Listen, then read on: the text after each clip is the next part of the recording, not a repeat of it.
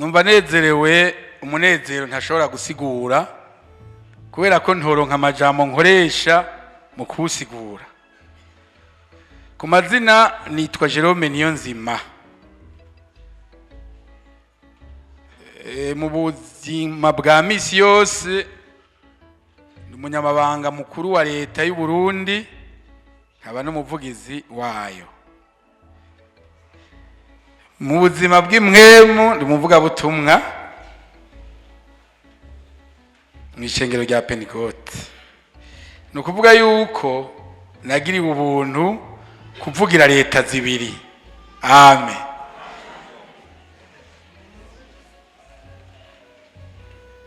Aba wibaza ngo birasanzwe, ariko ni ubuntu bwa Mesiya. Nagiriwe ubuntu mvugira leta y'u Burundi, nkavugira na leta y'ijuru. Amen. Kera bari baratwinjijemwo yuko abapentecote ari abantu bato bato, abantu batagira amashure, abantu batize, abantu bameze nk'abayinze, bameze nk'abafise ubwenge buzahuka. Ivyo nabyo mwigeze mwumva? Ati nta mupentecote wa vrai yize kaminuza, nta mupentecote wa vrai umukozi wa leta, nta mupentecote wa vrai umusirikare w'igihugu akora mu mabanki, akora. Abapentecote n'abantu bata ubwenge bwabo bukeha, ataco bafise. Imana nihezagire umukozi wayo ke atufisika ati nta kintu na kimwe mfise muhira. Mu nyuma agacagira ati ariko hari utuvuta kameme. Abapentecote none abapentecote nta madiplome bafise. Cyo mfise zibiri, hariho n'abafise zitatu. Bafise licence, bafise na master, hari abandi bafise na doctorat, bafise ingenieur, bafise.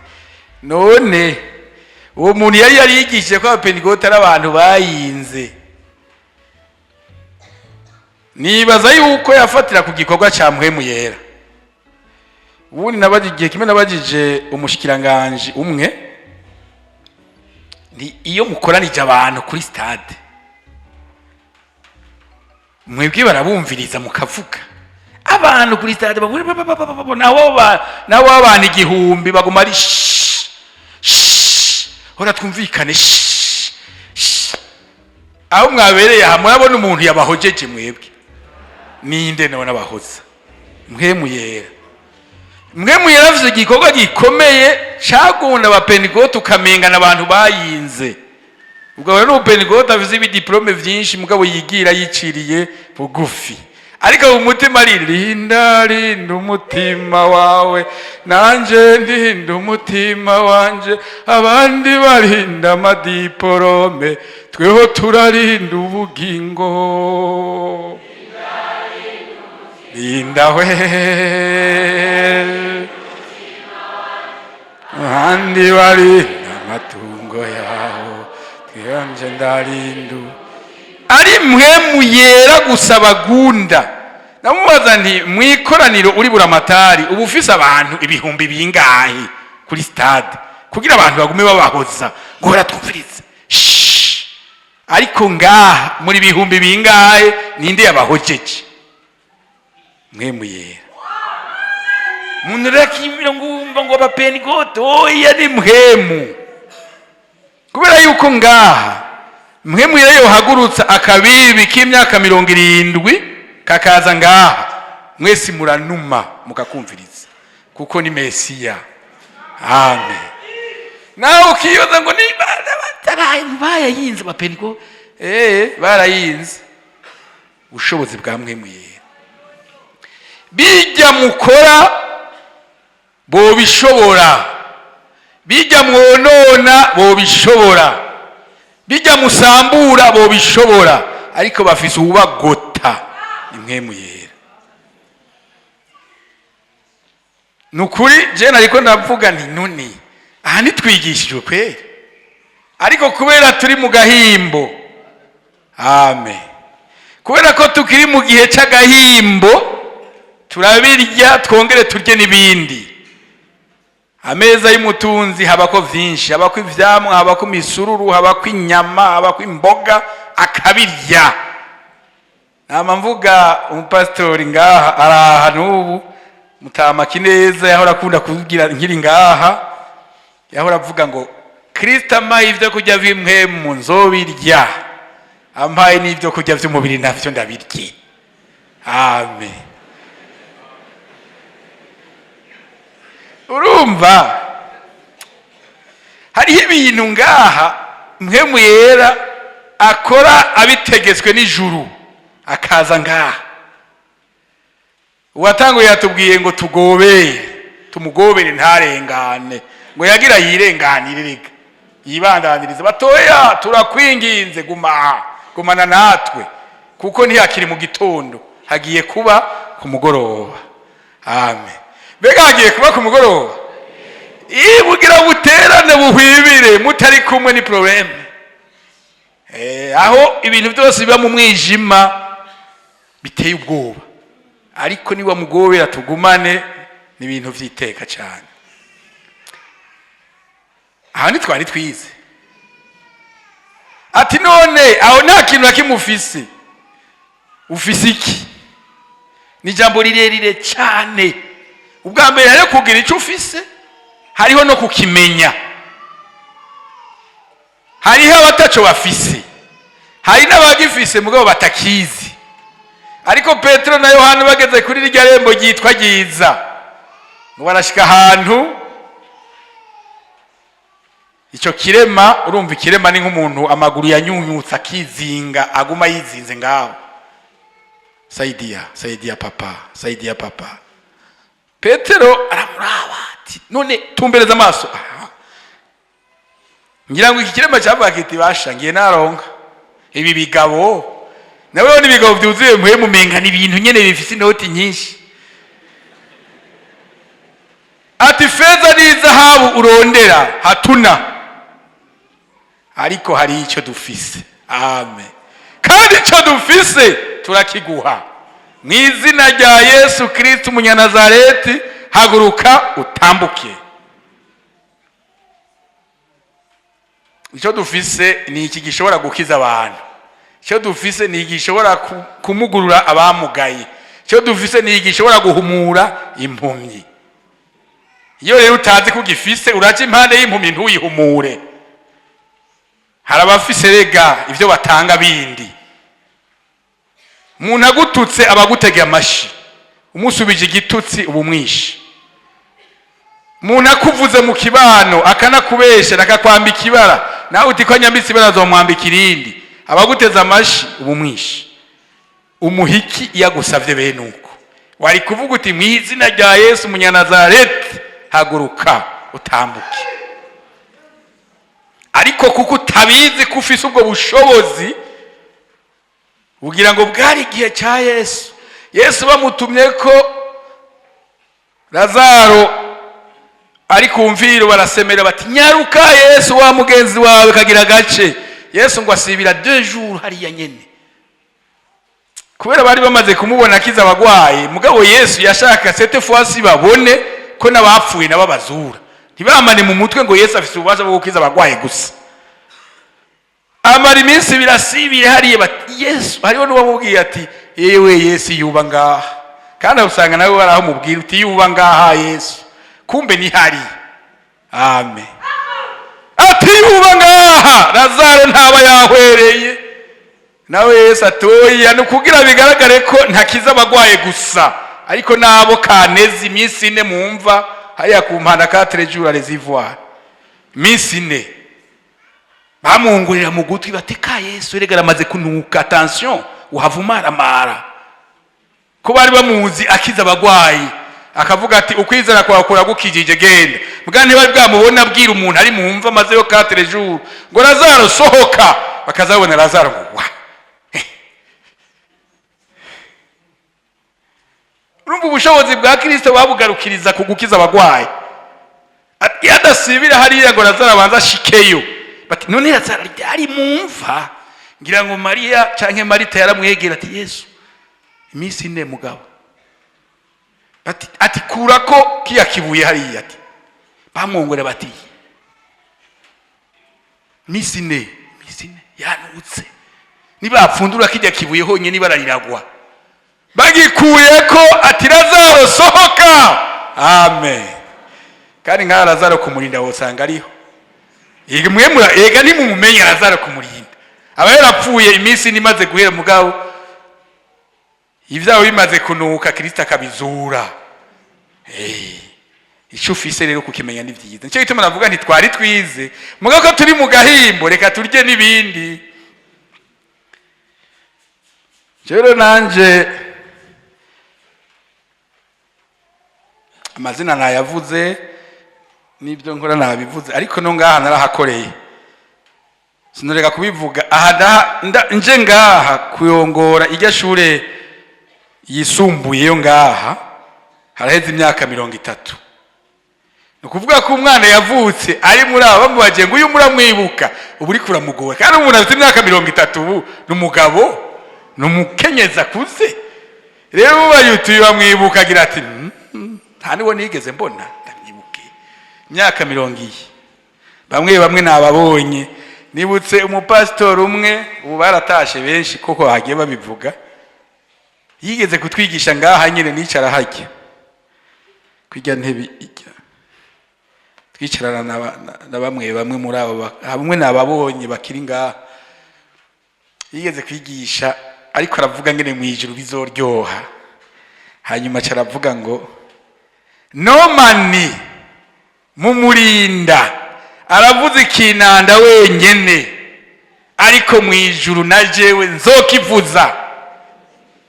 Amen.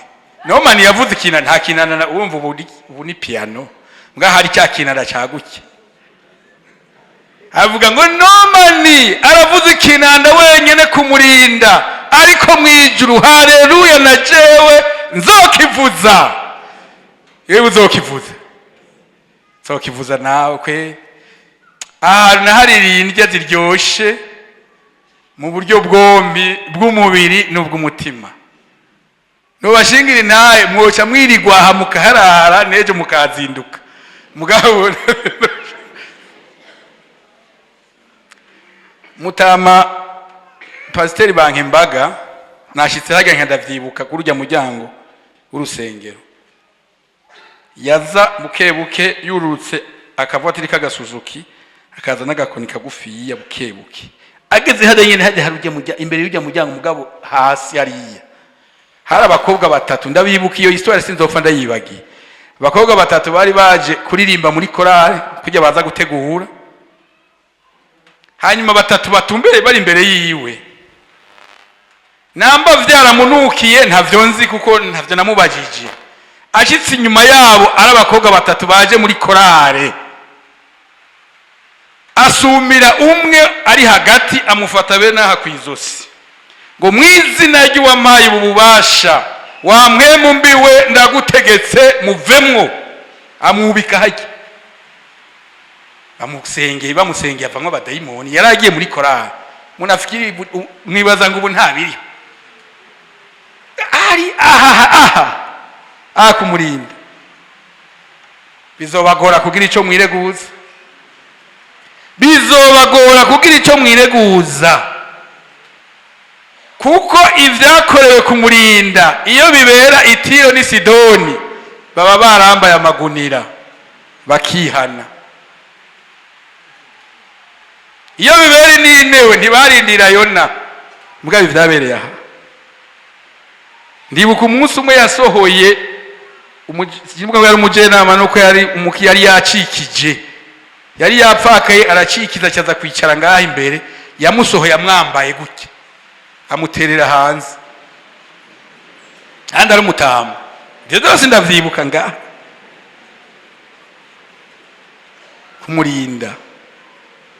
Kumurinda ntacyo muzokwireguza. Jewe nasengeye kumurinda nahamaze imyaka hafi 3 mugabo kuba ku munwa w'urusengero Muragabe nasengeye hafi imyaka 3 umwaka umwe murazi kuri 752 amadimanche ntacerewe nabiri ya Mungu ninjiye ku isaha sinchego ya Mungu ibiri mbahajya quelque part aho hari akazo twabamwe na muganga Nova Mbonigaruye de chambre na sa yatwara centre de santé mu Gasana ndiko ndababwira iki kumurina ntaco muzokwireguza umuntu w'urusengero wibera ku muntu w'urusengero reka ivyo ndabireke niterera intambwe kugira ngo turye ibindi ariko aha ndahazi vyinshi kandi vyanyoheye vyambereye vyiza umunsi umwe Mutama banka imbaga yerekwa inzambi ivuze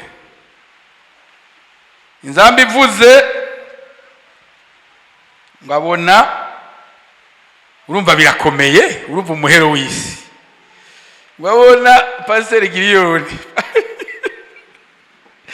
Pastor Giliyoni narabayiwe indwi zitatu n'iminsi 3 ndumuyobozi w'iyo shuri ntaraza kuba nga kuri sengera Imana nimuhezagiye nawe nyene kandi mwongera umugisha abana rero Pastor Giliyoni ngwazanye aje kumwongorera urumva inzamba yavuze bagira bahamagara amazina yabaja mu ijuru ngwaje iruka nkamubwira ngo Pastor nguri muribuka yakaye yo kumurinda muyitange kugira ngo badusoma amazina hakiri kare Pastor banka imbaga yamubwiye ngo uno munsi saha makaye yo kumurinda mugire ngo kiroroshe uno munsi saha makaye yo kumurinda naje ubwanje ndarindira izina ryanje ko risomwa amen rumva higeje mwariko murasezera Pastor biza bigomba normal mugabo hariho umunsi nawe nyene arindiriye ku izina ryiwe risomwa uwo munsi akuvuga ngo ngoza nikaye usome kapana hari icyo turindiriye rero gikomeye ivyakorewe kumurinda iyo bibera Tiro ni Sidoni baba barihanye Imana ibagirire neza kandi bashoboze ndabakunda numva nabakunze cyane nicyo gituma nguma mvuga kandi rero jewe fise ingorane ijanye no kuvuga muti kubera iki mwiyumvire mwebwe je nabaye umwigisha imyaka 13 imyaka 10 mu mashuri yisumbuye imyaka 3 muri kaminuza y'u Burundi mva mu bwigisha mu mumenyesha makuru imyaka 18 mva mu mumenyesha makuru mbu muvugizi imyaka igiye ku 2 nkiri mu buvugizi mu muvuga butumwa imyaka igiye ku 2 none uwo muntu umwigisha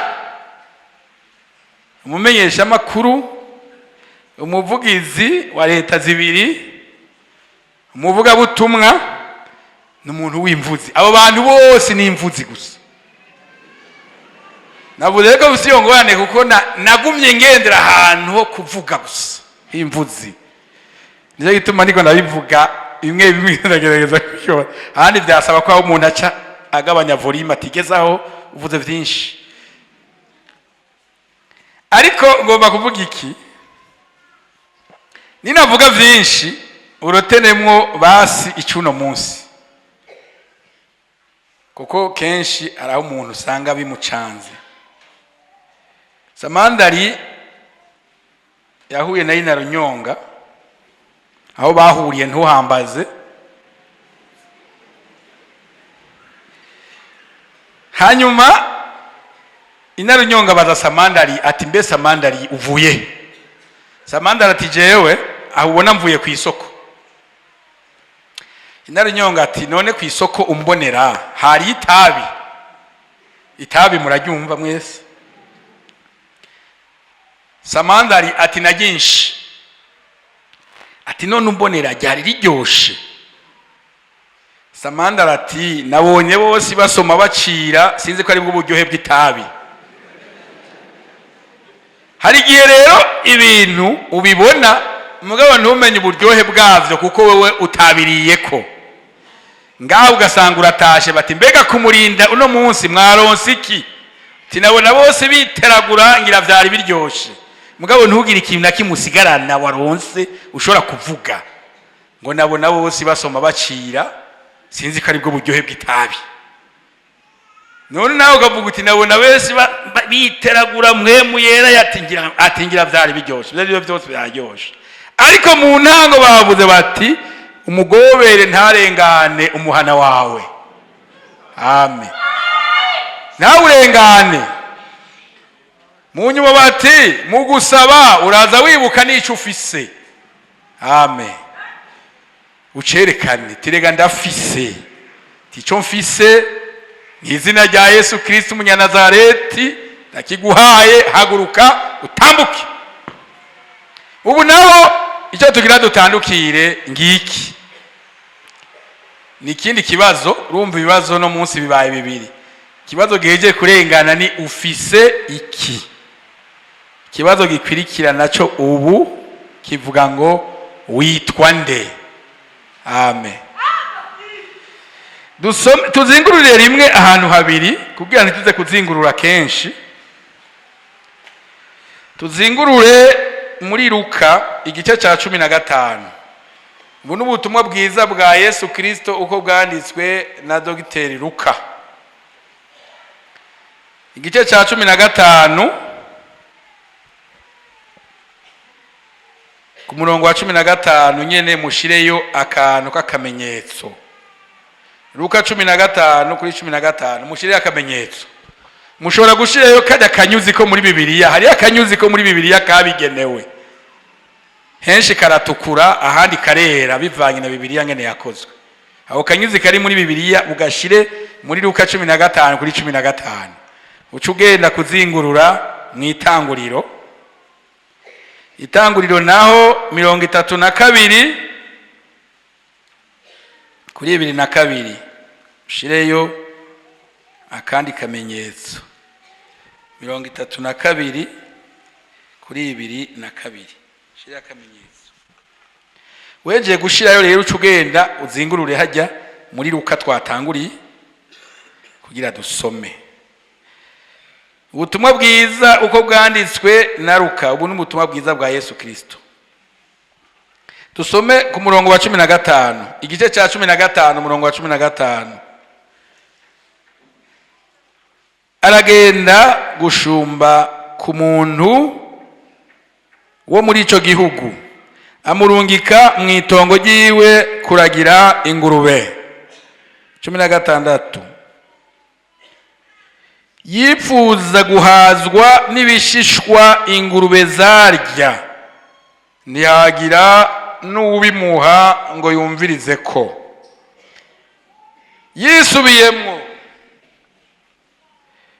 Yisubiyemwo aribwira atabacangero ba data bangana kuriya, kandi bahazwa n'ivyo kurya bakabisigaza. Nayo jeho inzara iriko iranyicira hano. Reka mve hasi nje kwa data ndamubwire nti data nacumuye kuyo mwijuru no mu maso yawe. 19 rero singikwiye kwitwa umwana wawe. Pfumungira umucangero wawe. Ava hasi aja kwa se, samubona kiri kure amutera akagongo arirukanga amugwa mu nda aramugumbira.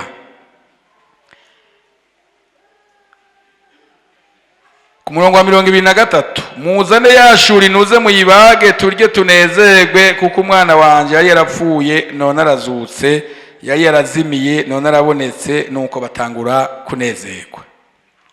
Itanguriro 32 umurongo wa 22.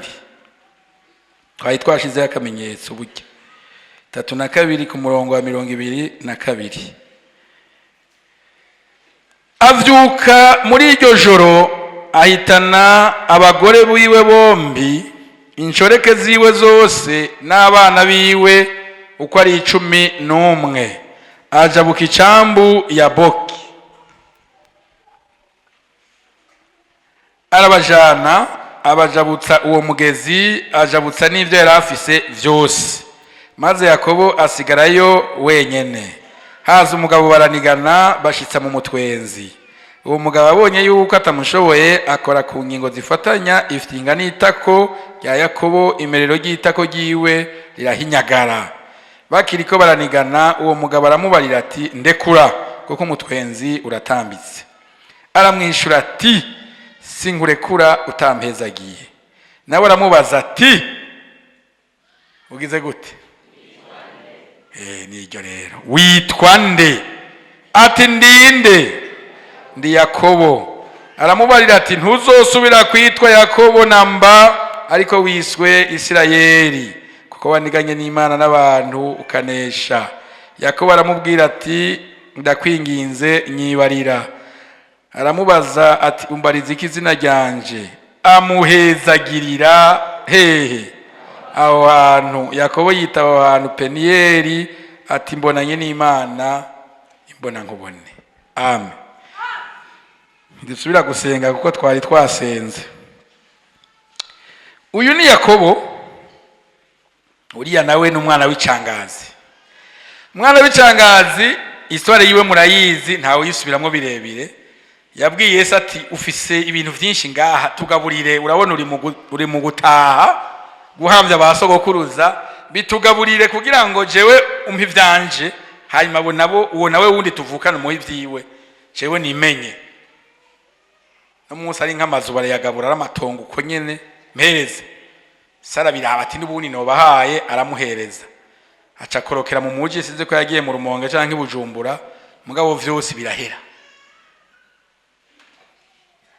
Mutama wanje yitwa Matayo ubu yaratashe, yakunda kuducira umugani ngo erega abane iyo ibintu bigwiriye n'ababirya baragwira. Kandi nasanze ari byo vrema. Bitagwiriye n'ababirya uza kurya iki? Aragenda kuko bigwiriye ababirya baragwira, barabimurira ko birahera. Biheze yicara ahantu aronka akazi k'umukonsirita. Mukonsirita wo kuragira ingurube, muhinga yigenga. Imuvyita ivyoroshe kuko urumva ingurube mwe mwazibonye baziragira hehe? Igikorwa kitoroshe, ariko araziragira. Bamuha ibishishwa byo kuzigaburira, akabona ngene zibisakuranwa zibirya, akiyumvira ati ashi izi zozo zirafise icyo zirya, none ndibopfuma bandeka nkarya kuri ibi bishishwa vyazo. Mugabo Bibiliya yakera ivuga ngo ntihagira n'umunutse. Bavuga ati nta n'uwamuhaye ko nadukeye. Mugabo ntihagira n'umunutse, nuvuga nta n'ukwegereza ati soko byegere naho uvyumva n'akamoto. Aritegereza ati none ndiko nziriki. Yicaye wenyene ngo arisubiramo, ariyumvira ati ariko papa afise ababoyi ba injojo, harimwo abakora ibi, abakora mu ndima, abakora mu nza, abakora mu abo bose bararya bimwe bagasesa kwiyarara kubera vyabananiye. Nayo je inzari nkikiyaha, none hanze ziki? Ngira ngende kwa data. Ca yigira inama ati ngira ngende kwa data ndamubwire nti singikwiye kwitwa. Amen. Singikwiye kwitwa umwana wawe, nyitumwe mu baboyi mugabo ndye. Amen. Singikwiye kwitwa. Urumva kera yahora yitwa, mugabo ati singikwiye kwitwa, wiyisubiyemo. Uyu nawe ni Yakobo. Yakobo nawe ni umwana umwe mu bana ba Isaka. Isaka umugabo yarafise abana 2. Abo bana babiri bavutse ari amahasa. Esau ni bukuru, Yakobo nawe ni butoyi. Amen. Yesu nashimwe. Yakobo ni butoyi, mugabo harageze ahantu Isaka ageze mu zabukuru, n'amaso yiwe atanguye kubona ibihwiji. Mutama nawe nsubiye kubona Erasito, igihe natwara ngaha iyi college nawe yatwara iyi primaire yo ngaha, ni se wa Edward mushaka ko muzi kumuvumagira hari. Namuramukije namutebako, acambwira ati ariko je sindakwibutse. Nyibuka gute ugeze mu zabukuru? Yega none ico gihe icyo gihe je nigisha ngana ari umusore nari umuyobozi ngana ari umusore nawe yari umutama deja ati sindakwibuze nkamubwira je n'umuntu yitwa Jerome Niyonzima igihe watwariye lycée i primaire yo kumurinda natwara ikoleje yo ngaha igitangura twatanguye mbere gukorera mu mashuri ya primaire hajya mwadutije kugira twigiremwo ibiro vyanje vyari ngaha munyuma twagiye kubaka hariya hakujya hariya lycée communale iri abavyeyi bamwe baza guca bambabaye kubera icyo gihe hari amatanure twagomba kubaka nzandagakikayo cyangwa cyaba umupasitori hari Bujumbura niyo duteye nkuru yo kugakikayo umugabo umwe ngo yatutse uwundi ngo uragakubitwa n'inkuba hari abantu batukana rega amututse ngo uragakubitwa n'inkuba nyamugabo ngo acavuga wumva hari muci ati uripfuye ko kuko ni muci iyo nkuba nayo inkubita inguye nawe nyamugabo ngo acavuga ngo mbaye ndagakikayo niyatasura izokiku iguherako urumva rero navuga ndagakikayo kugira abantu ati ntizobanze guta umwanya irondera bikubita nawe uri ngaho izokikwasa ayabaye agakikayo nanjye ndagakikayo rero ukuvuga no gusoma icyo gihe natwara irya shuri dutanguye kubaka y'amashuri yahajya hakujya nahangagurana n'abavyeyi kuko nabwira abanyeshuri umuvyeyi kuwa mbere no kuwa kabiri umuvyeyi we atazoza gupangurura no guseha amatafari kwitanure kugira ngo ave hariya kwa Pasiteri Yosi yakagoma nawe ngene yaratashe aje hariya uwo mwana nzoca ndamwirukana hama rero narabirukana bana kandi barimo ndababona bamwe baciye bavyibuka nabirukana riri mugende abavyeyi bandi ko bataje guseha amatafari ngo bayashire ngaha baravuga ngo Mugesera w'Ikiremba aje kutwirukanira abana je nkababwira nti bane b'Imana jewe Mugesera w'Ikiremba nayo abirukaniye abana ibi bintu ndiko ndubaka ngaha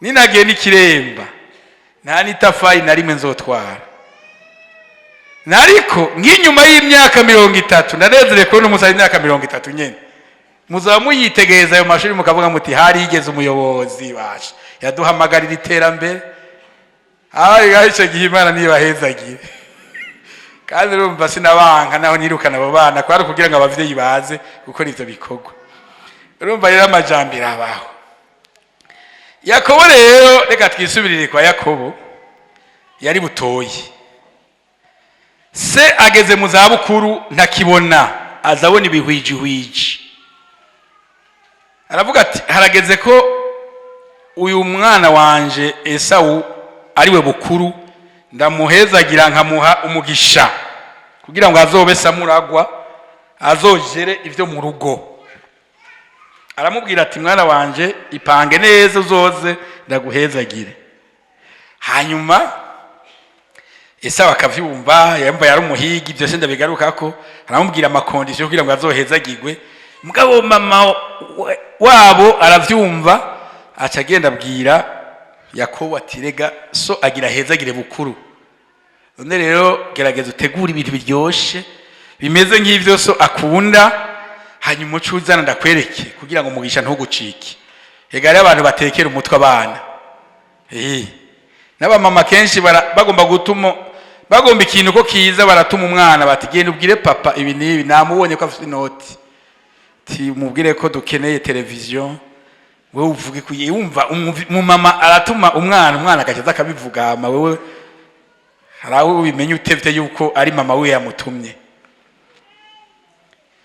atubizanye azoca guhezagira Yakobo agira ati none ko papa ashaka guhezagira Esau ubwo niyamenya ko ntari Esau ntazohava aca mvuma atoya ndakwereka ngene ubigenza abambika n'ibintu kugira ngo ivyo Yakobo Esau yari afise byumvikane kumenga niwe nyene n'imyambaro n'ibiki ko ari Esau mwibuke ko ari bukuru Yakobo nawe ari butoyi hanyuma birageraho azarira ati papa vyuko mpezagire urumva wowe ndabona ibihwiji ntaza kumubona ko atari Esau ati none witwa nde aba ni muharabe basi aho inyuma gatoya. Itanguriro nabanda buvuga isozi mugaca musanga vyabacitse. Aha yarigeze kwishura, nimwumva yuko ubu yavuze ati ndi Yakobo. Naba neza Itanguriro 27. Itanguriro 27 kuri 17. Kambere tugombe duhere kuri 18. Nawe aja iyo se ari, aramuhamagara ati data.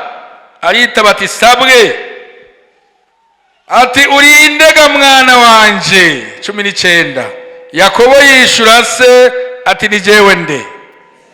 Ni jewe Esau imfura yawe.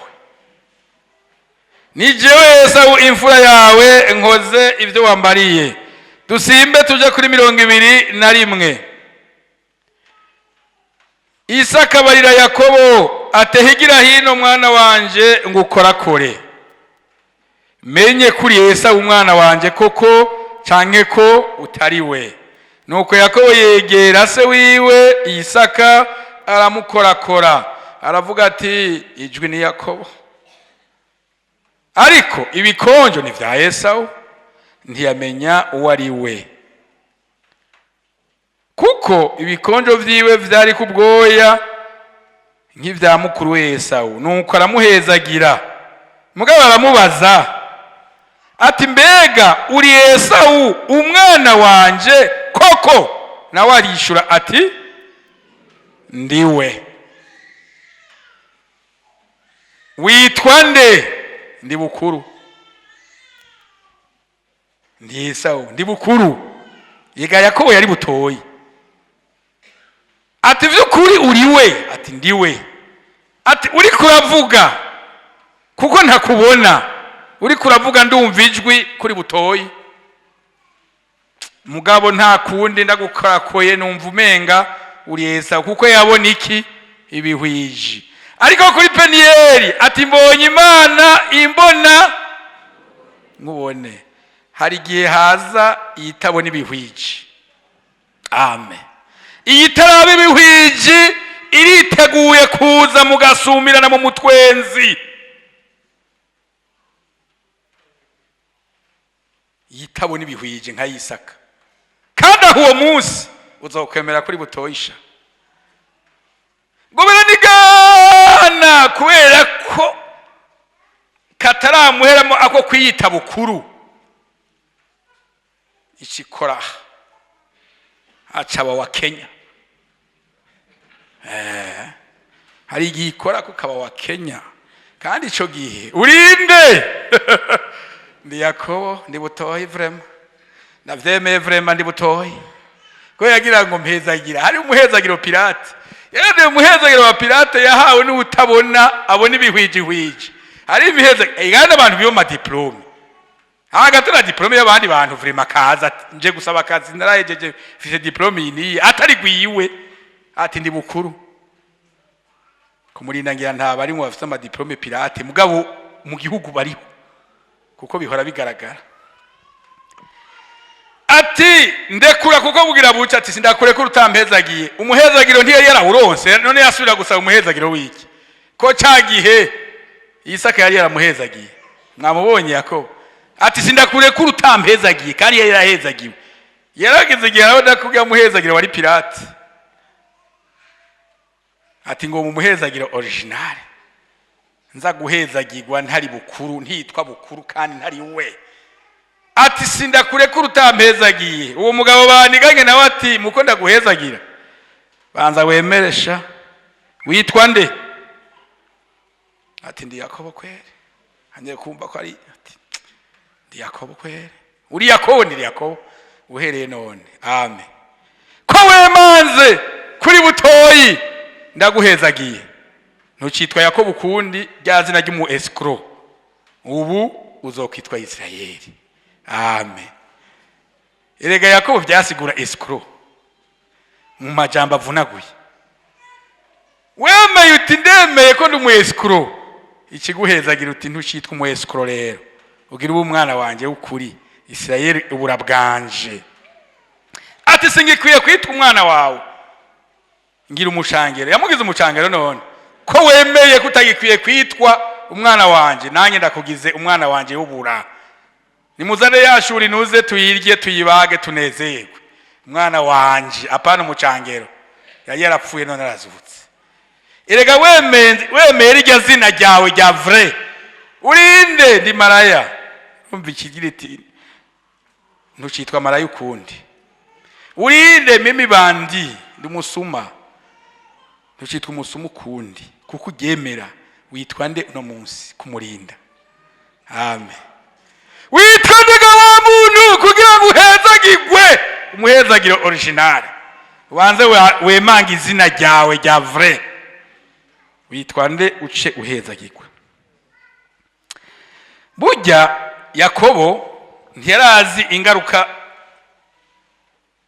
zicaha impera n'imperuka kigaruka benshi bibaza ngo tuzobibaza ku munsi wizuka gusa mugano ngaha mu isaha nyene kiragira ingaruka tiza kwirirwa turahasoma mugano naho muza kuhasomera muhira mwitanguriro 29 muhere kuri 28 mubandanya muza guca mubibone canke tuhasome erega umenga no babwira insozi mugabo hariho ingaruka zico cyo kwita bukuru wewe wita bukuru hariho ingaruka ukwiye gukwepa uno munsi ukemanga kuri butoyi 29 kuri 28 itanguriro nyene itanguriro 29 kuri 28 ngaha haravuze ngo Yakobo abigenza atyo amara iminsi ndwi y'inkinga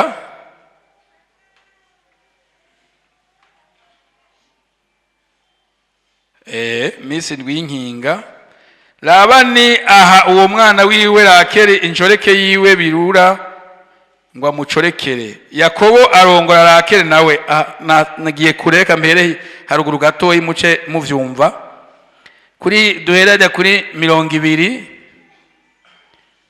kuri 29 ku murongo wa 200 nuko Yakobo akora imyaka indwi kugira ngo ahabwe nde Rakeli imuhindukira nk'imyaka mikeya cyane kubw'urukundo yamukunda maze Yakobo abarira Labani ati mpumugeni wanje ndamurongore kuko iminsi wanciriye yakwiye Labani atorera ubukwe abantu bose baho hantu atereka inzimano ayengera kukagoroba azana nde Leya umwana wiwe amumuha aramurongora Labani atanga zirupa injoreke yiwe amuha Leya umwana wiwe ngo amukorere 25 bukeye Yakobo agize ngo araraba asanga ninde ni Leya abaza Labani ati ibyo wangiriye ni biki sinagukoreye kuri Rakeli icyatumye umpenda ni giki urumva arakwega ibintu ntumenye kukweza ubuyobe urumva bakimubaza bati urindega mwana wanje ati ndi Esau ndi bukuru ntiyarazi yuko ubaye bukuru baguha bukuru ariko vyari bikibizwe kuri bukuru rero wigize Esau harageze nawe aho baguha bukuru wasavye butoyi burya Rakeli yari mutoyi wa Leya rero Yakobo ashima Rakeli ashima butoyi hanyuma batisawa akora imyaka ndwi rapurapu yamenga koze indwi imwe burya imyaka igwira niyo munsi y'ukuzimu niyo mu kuzimu nayo iyi myaka uri hejuru mengana ubusa iyo mu kuzimu nayo yituma ibwira umugabo umwe hari iwacu yugamye imvura mu kinogo bakuyemo ingwa imvura yaguye nk'iminota nka 20 ico kinogo gisha kimufukirayo yitwa Seseka hajya kwitaba hagarukira ikaburimbi rya kera abakunda kujibura uri mucamuhabona bari muri ico kinogo imvura imufukirayo mugabo nticamugwa ko kirugara umva hari ukuntu bimba bagakorogoshora ugasanga hameze nk'akantu ujamwe imvura imugaraniyeyo imvura ihise yamaze nka 20-30 baramurundira baramuburaho bari baragiranye mugabo hari inka yitwa ya mwaka yari kwirima yari hagaranye n'imfizi igomba kwima cyo gihe imvura yagwa Seseka yari muri cya kinogo abantu bamurundiye barabura mugabo babona ikinogo ciyugaye batubwo ndiyo bara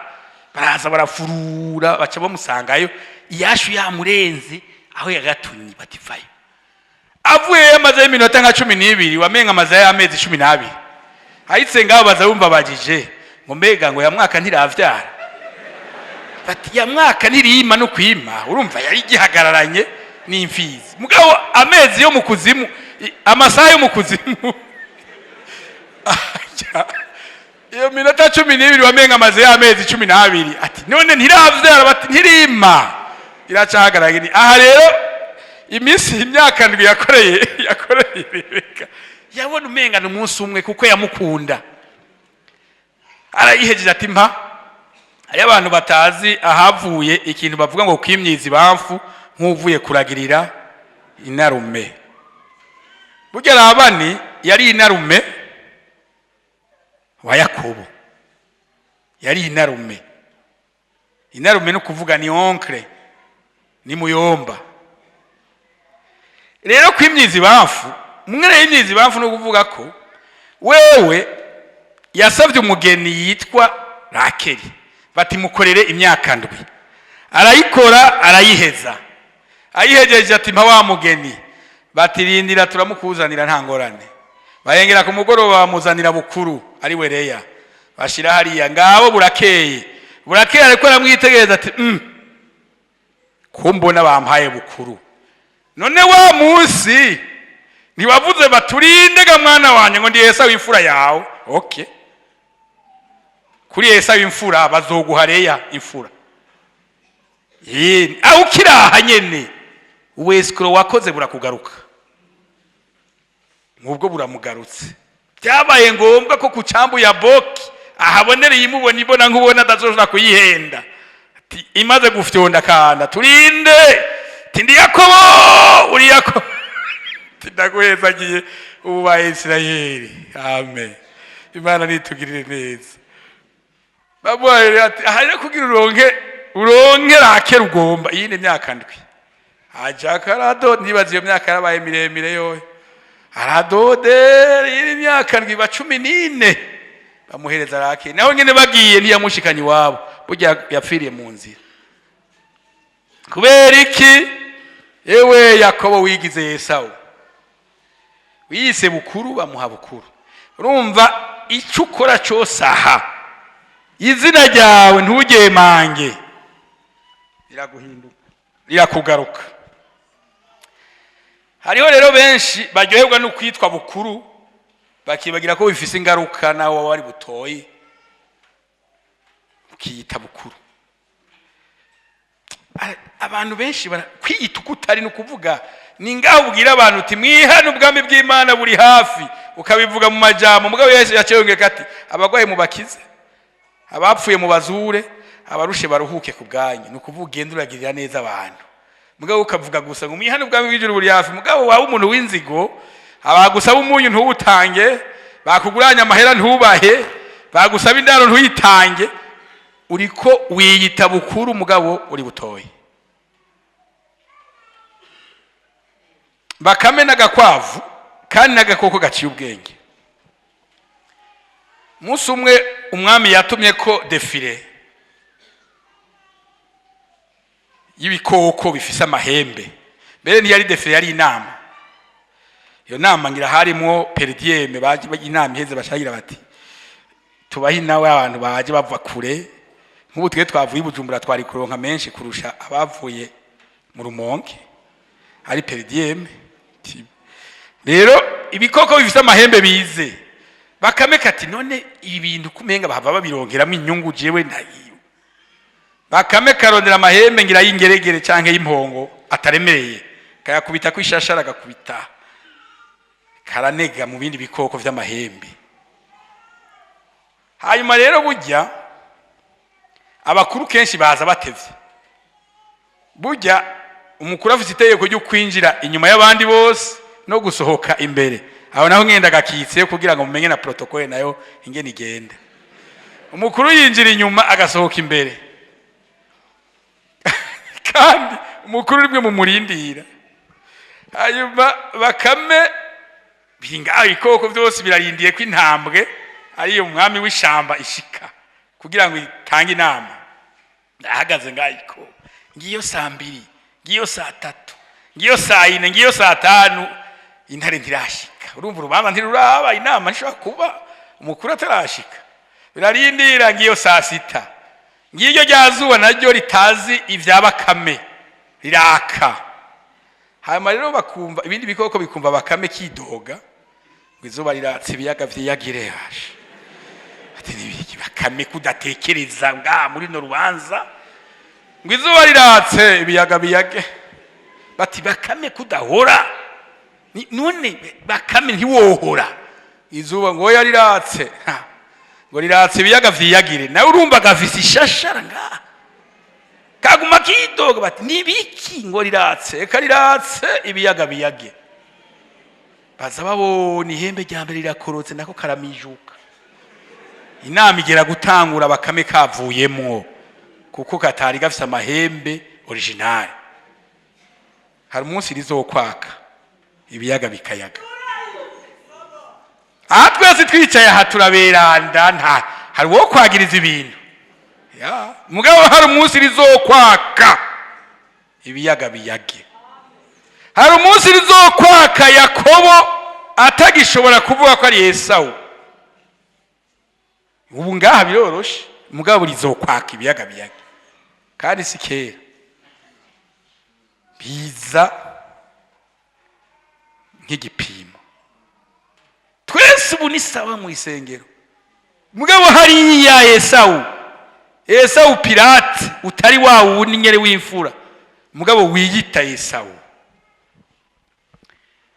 igihe kimwe habaye defile yo yari inyange yari itumwe ko inyange ngo zije muri defile inyange murazizi ino ntanka nyinshi zariho mugabo buziriho ariko inyange zakunda hari inka duko utunuma twera tumeze nk'utunuma mugabo twera zigakunda hari inka umwami ati ngomba defile y'inyange inyange ziratororokana barazegeranya muri zo hakorokeramo inkende murayizi mwese abantu babi nyuma y'ikibira nasanze nabo nyine bavuga ngo turabe inyuma y'ikibira naho baba bari ngaha mugabo urumva ni nyuma paraporo hari nyuma y'ikibira inkende rero ziba mu kibira inkende ikorokera mu nyange bati defile rero igirije gutangura mugabo muri defile hariho control iba so gupfa ku defile bashitse ku bariyeri ya mbere ya control haracakora cya gitabo cyo kumurinda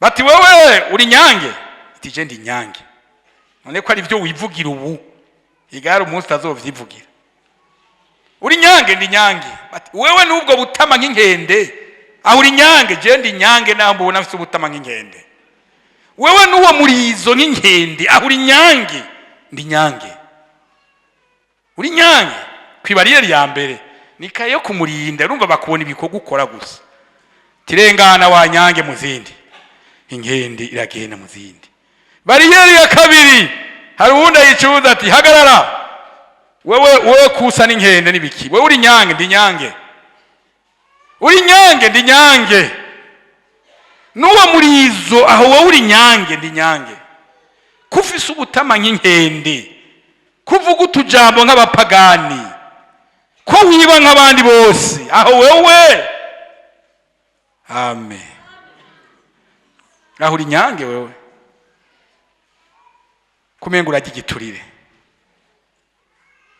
kumengura renga karimbi kumengura burana ibinyoma aho uri nyange wewe ndi nyange naho mumbona utwo n'udusembwa gusa mubona mugandi nyange kuri nyange rengana irarengana muzindi ibariyeri ya gatatu mutama bankemba gati saha makaye yo kumurinda hariho umunsi atakaye yo kumurinda izotona ngaha bariyeri ya gatatu nta mwana w'umuntu ariyo hariho abantu babonye inuma z'intungano hari abantu bazitegurira bakagira ikibwate bagashirako n'udutoboro dutoyi inuma icamo ikinjira mu kibox ibariyeri ya gatatu hari ico gitriplex n'utwo dutoboro inuma ikwigwamwo bati nyange mwese ngaha inyange ya mbere fye, inyange ya kabiri fye, inyange ya gatatu muri ka gatoboro. Inkende rero wewe uri nyange, kuri nyange camwo. Kuri nyange cyari izindi nyange ziciye winjire mu munezero wa shobuja. Hariho umunsi ibariyeri ya gatatu atari wowe uzovuga, hazovuga ivyo wakoze n'ivyo wagendeyemo. Hari nawe wibaza ngo ngira nsome ibindi, nta bindi ngira nsome, nahejeje. Hariho umunsi inyange zigeze kwinjira, atanyange izobanza kuvuga ngo ni nyange, atankende izovuga ngo naje ndi nyange, ariko inyange n'ubunyange bwayo izocicamwo. Injira mu munezero wa shobuja. Wagize neza muntu wanje mwiza wo kwizigirwa, wizigiwe muri buke ukiri kumurinda. Ubu naho ndaguhaye kugaba vyinshi mu bwami bw'ijuru. Witwa nde kugira ngo winjire? Witwa inyange canke witwa inkende? Uri bakame canke uri igikoko c'amahembe? Uri Esau, uri bukuru? Nturemera kuri butoyi. Abumvise aya majambo Imana nibahezagire.